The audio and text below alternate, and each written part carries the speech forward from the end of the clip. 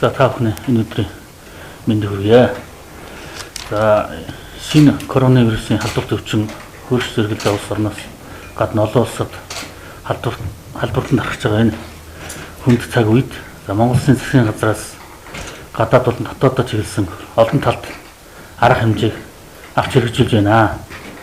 За шинэ COVID-19 вирусын эсрэг улсын онцгой комиссын зүгээс одоо өдөр шөнөгүй ажиллаж энэ өвчнийг Монгол улсад тархахгүй байхад чиглэсэн арга хэмжээ авч байгаатай холбогдуулж за прокуроруудын санаачлагаар за нийт одоо прокурорын байгууллагын прокуроруудаас нэг өдрийн цалингаа энэхүү одоо вирус эсрэг үйл ажиллагааг дэмжих зорилгоор бол хандивлаж байгааг одоо аль биесээр онцгой байдлын комиссар танд мэдээлж ирсэн юм аа.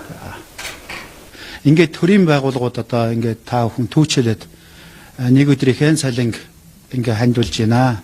За энийг одоо тусгай сан байгуулад одоо тэнд байршуулна. Төрийн ажилтнуудад нэн шаардлагатай байгаа одоо маскнаас ахуулаад энэ хамгаалах хэрэгсэл дархлаа сайжруулах эм бэлтгэл өөр бусад юу вэ? Энэ бүхэн дээр одоо шаардлагатай бус дарах хэмжээнд энийг зарцуулнаа. Ингээд юун зарцуулсан бэ гэдгийг бол та бүхэнд эргээд бас бид нар тайлагнах болно. Их баярлалаа. За